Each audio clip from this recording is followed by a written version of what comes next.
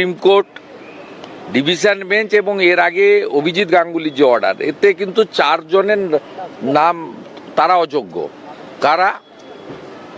যারা OMR tampering হয়েছে তারা 1 নম্বর, একদম ক্রিস্টাল ক্লিয়ার। আপনার প্যানেলের যে টাইম ছিল সেই মেয়াদ উত্তীর্ণর পরে যারা নিয়োগ পেয়েছে তারা, আপনার র্যাঙ্ক জাম্প যাদের হয়েছে তাদের, এবং সাদা খাতাতে যারা চাকরি পেয়েছে। এই 4 ধরনের লোকের চাকরি থাকতে পারে না, এবং এই সংখ্যাটা 6000 সামথিং, যেটা 22 সালে অভিজিৎ গাঙ্গুলি মহোদয় একদম সংখ্যা করে অর্ডার করেছিলেন। পরবর্তীকালে ডিভিশন বেঞ্চ সেই অর্ডার কন্টিনিউ করেছে, সুপ্রিম কোর্ট ওদেরই টেন্টেড বলেছে। এটা তো একটা দিক গেল। অন্যদিকে স্বাধীনতার পরে কোথাও হয়নি, এমনকি ত্রিপুরায় যে বাম সরকারের 10,000 সামথিং প্রাইমারি গেছিল, সেখানেও কিন্তু সরকার তাদের অযোগ্য স্বীকার করেনি। এখানে অন রেকর্ড 1803 জনের চাকরি অবৈধভাবে মমতা ব্যানার্জির সরকার দিয়েছে, স্বীকার করার মধ্য দিয়ে প্রমাণিত হলো এই সরকার, যারা সংবিধানকে সামনে রেখে মন্ত্রগুপ্তির শপথ নিয়েছে, তারা এই ধরনের বেআইনি কাজ করেছে।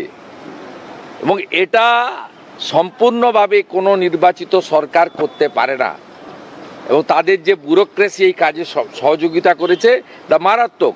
আমি কথা দিতে পারি, সিপিএমের ভুলের জন্য মন্ত্রিসভা ছাড় পেয়েছে।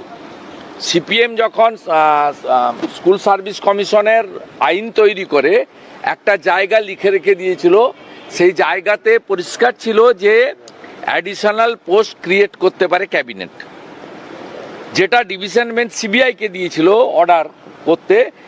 অভিজিৎ গাঙ্গুলি মহোদয়ের অর্ডারকে আপহোল্ড করে সেটা সুপ্রিম কোর্টে গিয়ে এরা মুক্তি পেল। কেন?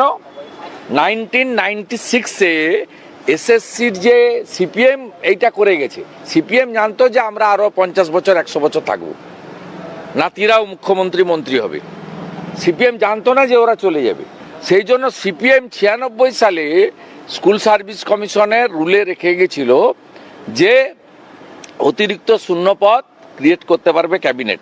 সেই কারণে মমতা ব্যানার্জি সহ তার পুরো ক্যাবিনেট তারা বাইরে আছে, যারা 2022 সালে 5ই মে অবৈধভাবে 5800 পোস্ট ক্রিয়েট করেছিল, এবং যেটা তদানীন্তন গভর্নর, এখন x vice president Jagdeep Dhankhar আটকে দিয়েছিলেন, যেটা আমি বারে বারে ডকুমেন্ট হিসেবে দেখেছি।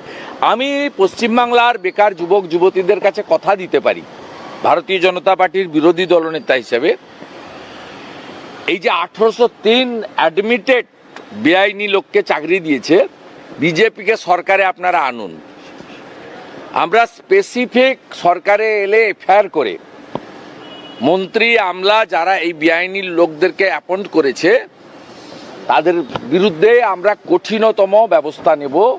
বিজেপিকে আপনারা এপ্রিল মাস 2026-এ সরকারে আনুন। আমি কমিট করছি 8 মাসের জন্য, আপনারা 8 মাস পরে দেখে নেবেন, কথা কাজের মধ্যে মিলিয়ে নেবেন। এবং এই লোকগুলোর ভবিষ্যৎ, including Mamata Banerjee and her caucus, এদের ভবিষ্যৎ কিন্তু ঠিকানা